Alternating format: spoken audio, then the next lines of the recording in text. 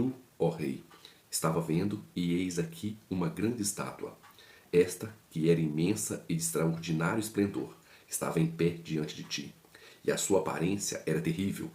A cabeça era de ouro fino, o peito e os braços de prata, e o ventre e os quadris de bronze, as pernas de ferro, os pés em parte de ferro, em parte de barro. Quando estava olhando, uma pedra foi cortada, sem auxílio de mãos, feriu a estátua nos pés de ferro e de barro e os esmiuçou.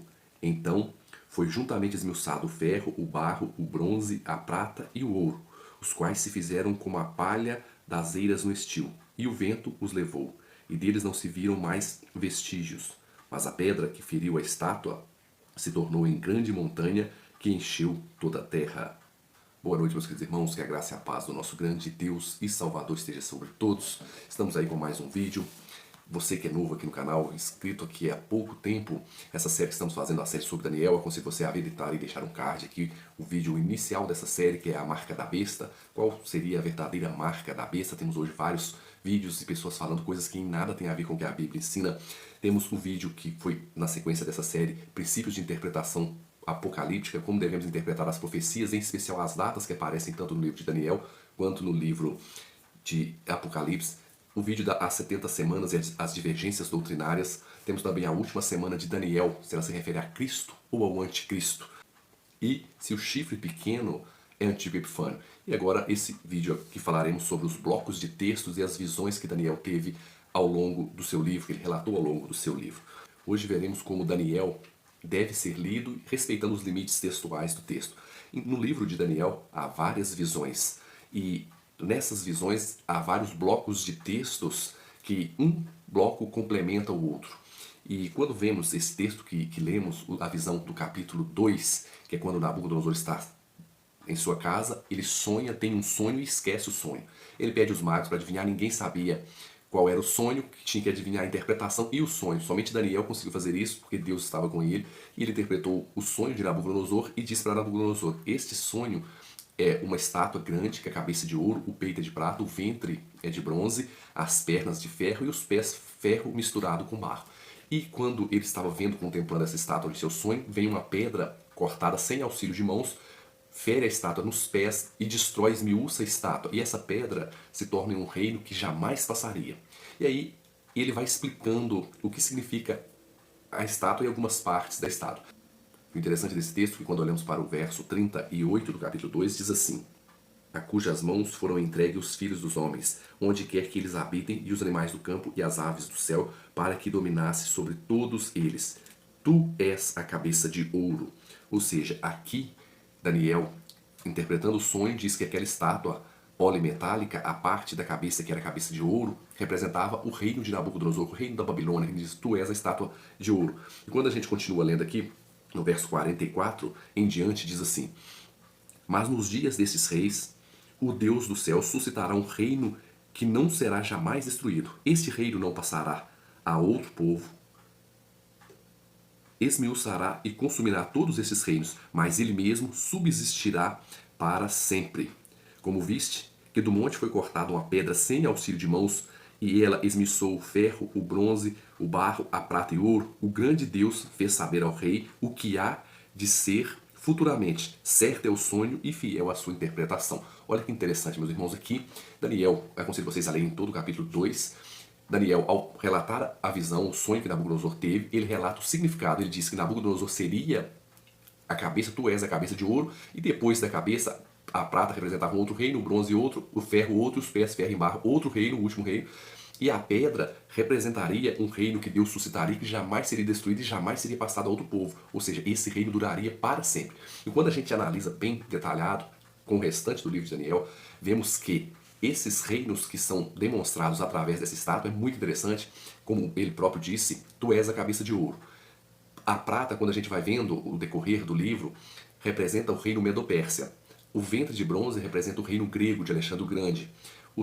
As pernas de ferro e os pés ferro com barro representam o reino romano, e os pés de ferro e barro, quando a gente lê que tentarão se unir mediante casamento e tal, representa a União Europeia e a Europa, de uma maneira geral, de onde sai o último reino.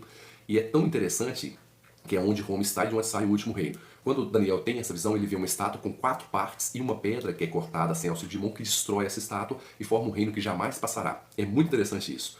Ou seja, então vemos o reino da Babilônia, o reino da Medopérsia, o reino da Grécia, o reino romano, de onde sai o último reino, e a pedra que destrói todos esses reinos e faz um reino que jamais passaria. Ou seja, essa pedra é Cristo, é o reino de Cristo. Quando a gente olha lá em Lucas dá alguns detalhes que essa pedra significa Cristo é Cristo, e o único reino que jamais passará verdadeiramente é o reino de Cristo. Então aqui temos todos os reinos até a volta de Cristo. E é interessante que não vemos nada na estátua, ela é toda sequencial, a pedra fere nos pés, que é o último reino, e não vemos espaço entre os reinos, um exemplo, uma nuvem entre os joelhos da estátua, para a gente poder fazer um hiato de tempo, como alguns irmãos fazem nas outras visões que são paralelas a essa. A estátua é uma visão contínua. E quando a gente vai para o capítulo 7, no capítulo 7, Daniel vê 4 animais. É muito interessante. No capítulo 7, se a gente se lermos aqui o verso 2 ao 8, diz assim: Falou Daniel e disse: Eu estava olhando durante a minha visão da noite, e eis que os 4 ventos do céu agitavam o mar grande. 4 animais grandes, diferentes uns dos outros, subiam do mar. O primeiro era como um leão e tinha as asas de águia. Enquanto eu olhava, foram-lhe arrancadas as asas e foi-lhe levantado da terra e posto em 2 pés, como homem, e lhe foi dada mente de homem. Continuei olhando, e eis aqui o segundo animal, semelhante a um urso, o qual se levantou sobre um de seus lados. Na boca, entre os dentes, trazia 3 costelas, e lhe dizia: Levanta-te, devora muita carne. Depois disto, continuei olhando, e eis aqui outro, semelhante a um leopardo. Tinha nas costas 4 asas de ave, tinha também este animal 4 cabeças, e lhe foi dado o domínio.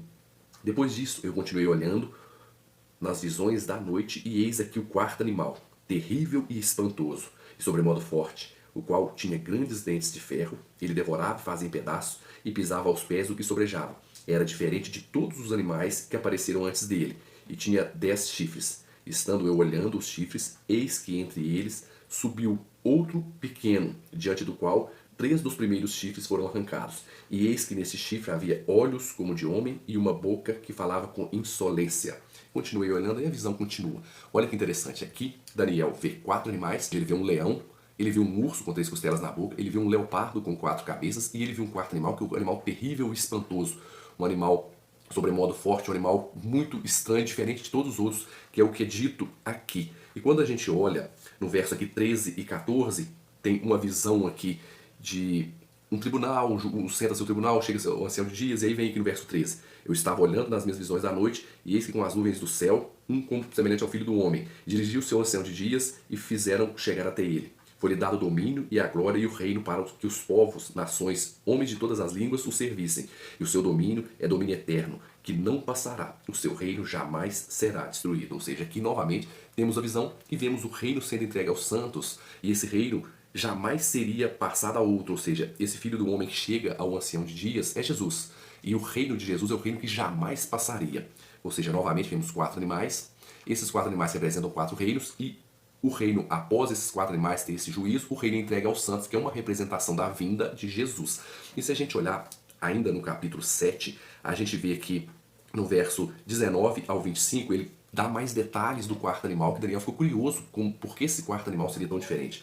No verso 19 diz assim: Então tive desejo de conhecer a verdade a respeito do 4º animal, que era diferente de todos os outros, muito terrível, cujos dentes eram de ferro, cujas unhas eram de bronze, que devorava e fazia em pedaços e pisava aos pés o que sobrejava. E também a respeito dos 10 chifres que tinha na cabeça, e do outro que subiu, diante do qual caíram 3 daqueles chifres, que tinha olhos e uma boca que falava com insolência, e parecia mais robusto que seus companheiros. Eu olhava, e eis que esse chifre fazia guerra contra os santos, prevalecia contra eles, até que veio o ancião de dias e fez justiça aos santos do Altíssimo, e veio o tempo em que os santos possuíram o reino.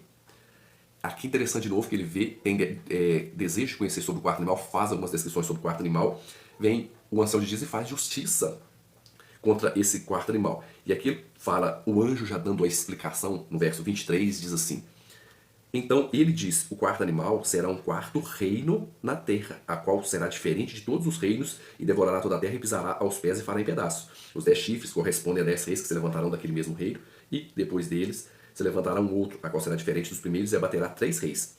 Esse rei, proferirá palavras contra o Altíssimo, magoará os santos do Altíssimo, e cuidará em mudar os tempos e a lei, e os santos lhe serão entregues nas mãos por um tempo, 2 tempos e metade de um tempo.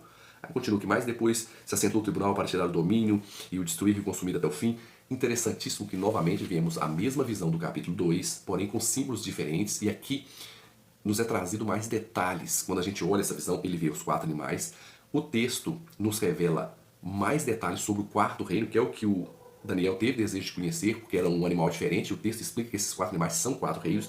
A gente vê que depois desses reinos tem um juízo e o reino entregue aos santos, que é um simbolismo da volta de Jesus. E a gente vê as maldades e atrocidades que esse chifre pequeno que sai do 4º reino, derruba 3 reis, faz, que é magoar os santos do Altíssimo, cuidar e mudar os tempos e a lei durante um período de tempo. Um tempo, tempos e metade do tempo. Ou seja, um tempo, tempos e metade de um tempo. 3 tempos e meio, que é 3 anos e meio, que em profecia equivale a 1260 dias, 1260 anos, e Apocalipse ainda traz. 3 tempos e meio, 3 anos e meio, 42 meses e 1260 dias, mas em profecia, um dia equivale a um ano. O vídeo que falei sobre os princípios de interpretação profética, cada dia em profecia equivale a um ano. E aqui, quando a gente olha, a gente vê também que o reino é entregue aos santos, novamente. E quando a gente olha no capítulo 8, verso 9 ao 12, diz assim: de um dos chifres saiu um chifre pequeno e se tornou muito forte para o sul, para o oriente, para a terra gloriosa. Cresceu até atingir o exército dos céus e algum dos exércitos das estrelas lançou por terra e pisou. Sim, engrandeceu até o príncipe do exército. E dele tirou o sacrifício diário e o lugar do seu santuário foi deitado abaixo. O exército foi entregue nas mãos com o sacrifício diário por causa da transgressão e deitou a verdade por terra e o que fez prosperou. É tão interessante que aqui vemos novamente, antes desse texto que li, aparece um carneiro com 2 chifres e um bode peludo. Esse carneiro com 2 chifres é o reino Medo-Persa e o bode peludo é o rei da Grécia. É a mesma visão, porém mais detalhada. E quando a gente olha a data dessa visão, a gente vê que o reino de Nabucodonosor já tinha passado. Por isso que a visão começa no carneiro e no bode, que representam o reino da Medo-Pérsia e da Grécia, que o próprio anjo explica aqui no verso 20. Ele diz assim: aquele carneiro com 2 chifres que viste são os reis da Média e da Pérsia. Mas o bode peludo é o rei da Grécia. O chifre grande entre os olhos é o primeiro rei. E aí continua, ou seja, já temos a explicação de quais os reinos que o bode e o carneiro representam. E aí já fica mais fácil. E aí a gente entende ver essa visão aqui, tudo que acontece, tudo que esse chifre pequeno ia fazer, deitar a verdade por terra, e durante um período de tempo, e que Deus faria justiça até 2.300 tardes e manhãs, o santuário seria purificado, a visão é verdadeira, e Daniel adoece, passa mal. Aí vem no capítulo 9, o anjo vem explicar esse período de tempo de 2.300 tardes e manhãs, que eu já expliquei, e ele traz as 70 semanas, que é um período de tempo que é cortado dentro do período maior, que é 2.300 tardes e manhãs. E aí vai desenrolando nessa visão do capítulo 8. No capítulo 9 é a explicação do capítulo 8. No capítulo 9, um pedacinho ali do 10 é a oração de Daniel. No final do 10, 11 e 12, ele detalha mais a visão e termina a visão com o capítulo 12 aqui, verso 2, que é a vinda de Cristo, é uma referência à vinda de Cristo aqui, ó. 12, verso 1. Nesse tempo se levantará Miguel, o grande príncipe, o defensor dos filhos do teu povo. E haverá tempo de angústia, qual nunca houve desde que houve nação até aquele tempo. Mas naquele tempo será salvo o teu povo, todo aquele que for achado e escrito no livro. Muitos dos que dormem no pó da terra ressuscitarão, uns para a vida eterna e outros para a vergonha e horror eterno. Olha que interessante, para os irmãos entenderem que devemos ter isso em mente. Que às vezes eles fazem o hiato de tempo na 70ª semana, um hiato de tempo entre o 3º e o 4º animal, sendo que na estátua a gente vê que todos os reinos estão sequenciais. A gente vê que no capítulo 7 os animais são um em sequência do outro, não tem nada que diga uma nuvem, houve um período de silêncio, nada para a gente entender que esse ato ele é imposto sobre o texto. Mas quando a gente olha, recapitulando tudo, no capítulo 2 a gente vê uma estátua com 4 partes diferentes, 4 metais diferentes, ouro, prata, bronze e ferro, ferro com barro. O anjo explica, Daniel explica, né, que a cabeça de ouro é o reino de Nabucodonosor e a pedra que corta e destrói essa estátua é o reino que jamais passará, que é uma referência à volta de Cristo, ou seja, os 4 reinos até a volta de Cristo. No capítulo 7, vemos 4 animais que representam 4 reinos, que o próprio texto diz que o 4º animal é um 4º reino que se levantará na terra, ou seja, 4 animais que se referem a 4 reinos.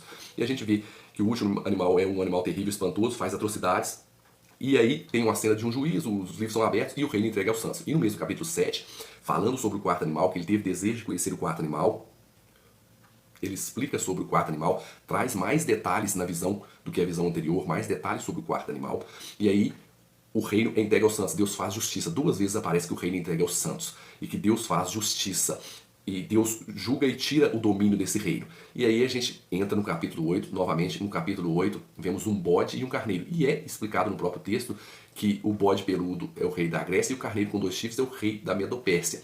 E dele sai um chifre pequeno, que já expliquei que o chifre pequeno é um antigo epifano, e esse chifre pequeno faz atrocidade, ou seja, a mesma sequência de Daniel 7, porém com mais detalhes ainda. E o desenrolar disso, o anjo vem trazendo explicações, detalhes, as 70 semanas, explica ali, e aí vem e desenrola, que é o maior bloco de texto, que vai do capítulo 8 até o capítulo 12, a volta de Cristo, que é lá em Daniel 12, quando Miguel se levanta. E quando Miguel se levantar, seria que esse levantar de Miguel é uma referência à vinda de Cristo, pois no verso 2, muitos dos que dormem no pó da terra ressuscitarão, uns para a vida eterna, outros para a vergonha e horror eterno. Ou seja, essa referência de ressurreição é igual a 1 Tessalonicenses capítulo 4, do verso 13 ao 18. Quando haverá a ressurreição, quando Cristo voltar, ou seja, esse levantar de Miguel, uma forma de dizer que na vinda de Cristo, ou seja, então temos Cristo voltando no capítulo 2, no capítulo 7, no capítulo 8, vai desenrolando até o capítulo 12, ou seja, aí temos paralelos entre esse texto. Isso é que é o interessante e é o importante de analisarmos e entendermos o livro de Daniel, para a gente não fazer confusão, colocar um reino que não existe, um reino que não está ali. Quando a gente olha, tentarei pôr uma ilustração aí, não sei se consigo, a cabeça de ouro, o paralelo dela no capítulo 7 é o leão. E quando a gente olha o peito de prata, o paralelo do peito de prata, no capítulo 7 é o urso com 3 costelas na boca, ou seja, que quando a Medopérsia chegou ao domínio do mundo, do Mediterrâneo, ela destruiu a Lídia, o Egito e a Babilônia, ou seja, essas 3 costelas ainda representam os 3 reinos que o Medopérsia, o Império Medopérsia ganhou, ou seja, a prata da estátua representa o urso, que é o mesmo carneiro com 2 chifres, do capítulo 8, que aí a Babilônia já tinha passado, então já não fala mais da Babilônia, ou seja, cabeça de ouro e leão, Babilônia. Peito de prata, o urso com 3 costelas na boca e o carneiro com 2 chifres, o reino Medopérsia. Aí a gente vem o ventre de bronze, a gente vê o leopardo com 4 cabeças, e a gente vê no capítulo 8, a gente vê o bode peludo, que também é o rei da Grécia.